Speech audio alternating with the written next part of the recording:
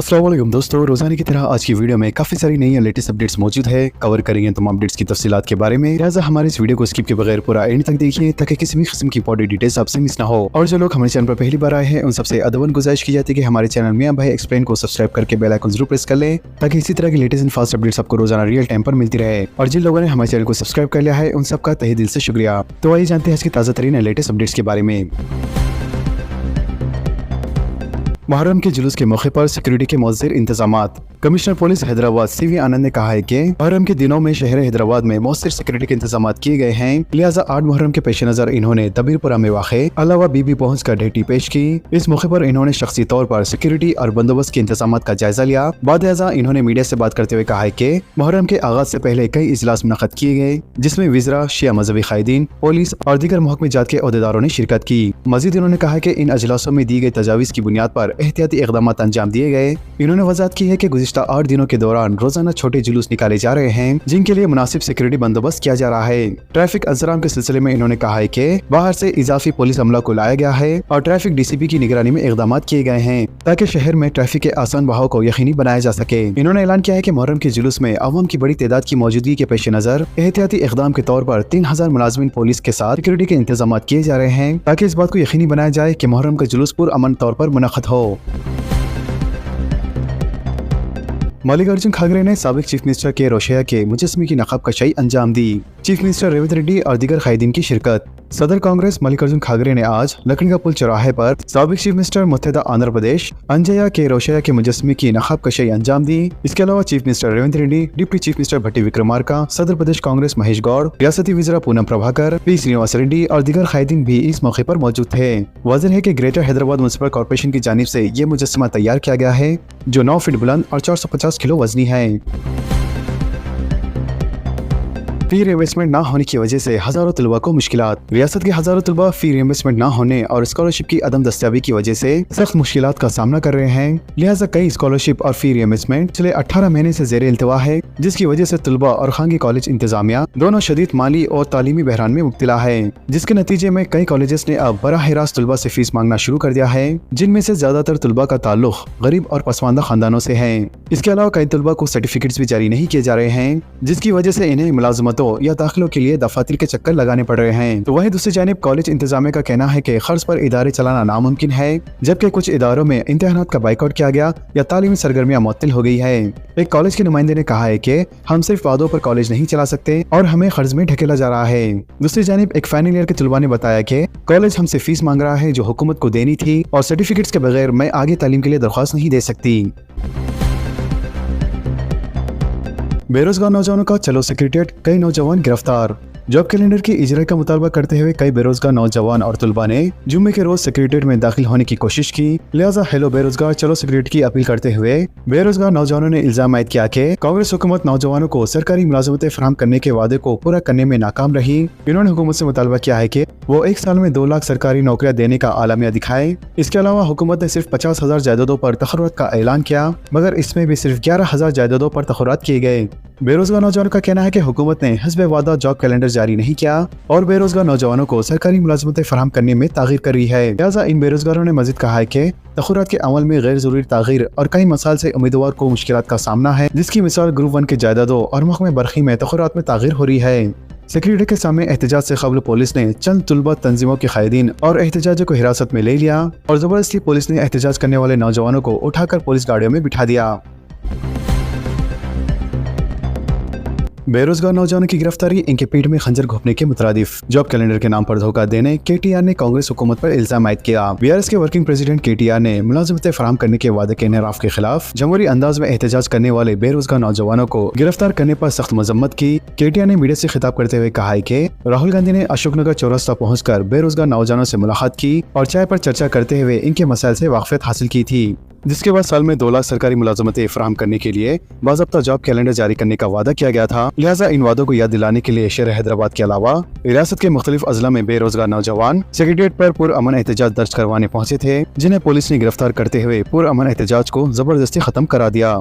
मजीद इनका कहना है कि बीआरएस के दौरे हुकूमत में 60,000 जायदादों पर तखुरात का अमल मुकम्मल हो चुका था, लेकिन अब कांग्रेस हुकूमत में तखुरनामे उम्मीदवारों को हवाले करते हुए चीफ मिनिस्टर रविंद्र रेड्डी इसको कांग्रेस हुकूमत का कारनामा करार देने की कोशिश कर रहे हैं। मजीद उन्होंने कहा है कि जॉब कैलेंडर के नाम पर धोखा दिया गया है, जिसकी कांग्रेस पार्टी को कीमत चुकानी पड़ेगी।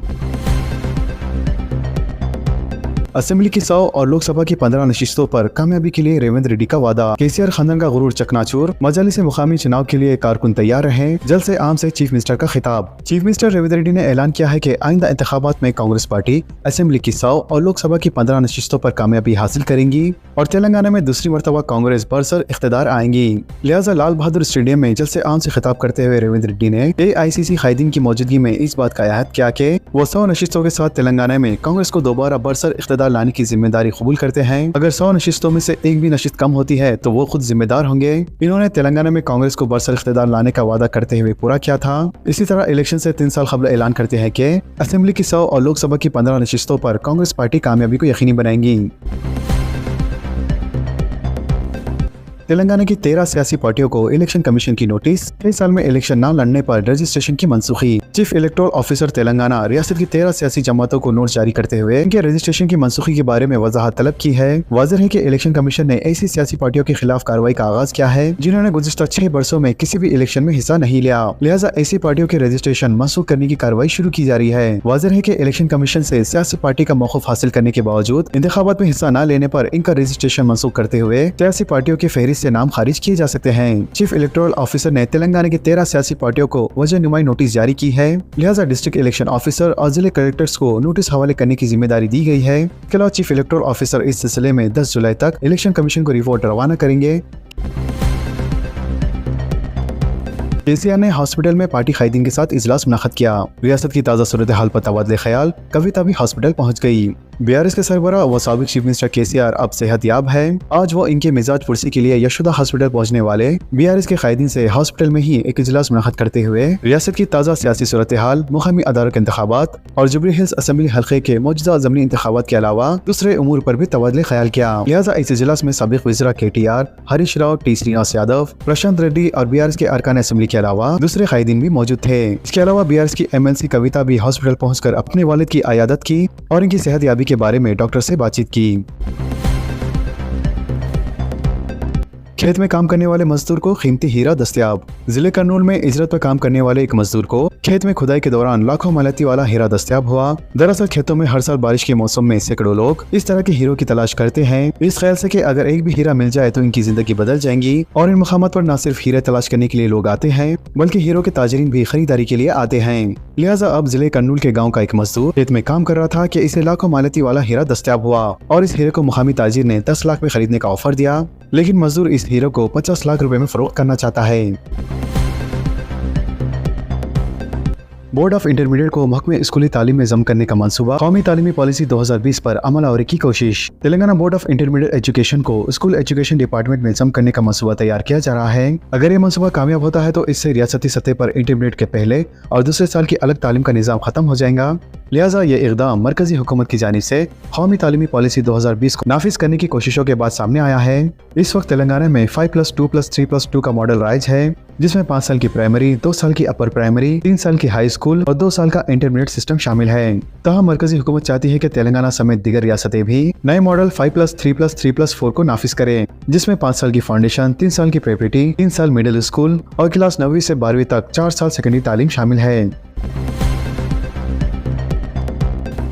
हज 2026 तमाम कार्रवाइयाँ डिजिटल होंगी। अगर आप अगले साल यानी 2026 में हज पर जाने की तैयारियां कर रहे हैं तो आपके लिए एक खुशखबरी है। मरकजी हुकूमत ने ऐलान किया है कि वो आने वाले साल से सफर हज की तमाम कार्रवाइयों को डिजिटल करने जा रही है, जिसका मकसद ज़ायरीन को ज्यादा सहूलियत और शफाफ अमल फराहम करना है। वाज़ेह है कि यह ऐलान मरकजी वजीर किरण रिजिजू ने हज रिव्यू मीटिंग होने के बाद किया। इन्होंने कहा है कि हज 2025 का इंतजामिया के लिहाज से अब तक का सबसे कामयाब हज रहा और अब हुकूमत 2026 के लिए पहले से ही तैयारियों में मसरूफ है। इनका कहना था कि हुकूमत हज पर जाने वाले तमाम अफराद को बेहतर सूरत फराहम करने के लिए पाबंद की अहद है। किरण रिजिजू ने मजीद कहा है कि अगले हफ्ते के अंदर 2026 हज के लिए हज पोर्टल का फिर से आगाज किया जाएगा। लिहाजा जो अफराद अगले साल हज पर जाने का ख्वाहिशमंद है, इन्हें मशवरा दिया गया है कि वो दी गई टाइमलाइन की सख्ती से पैरवी करें। इन्होंने ये भी वाज़ेह किया है कि अगर किसी की उम्र 65 साल से ज्यादा है तो इसके साथ किसी करीबी शख्स या रिश्तेदार का जाना लाजमी होगा ताकि वो दौरान सफर बेहतर देखभाल कर सकें।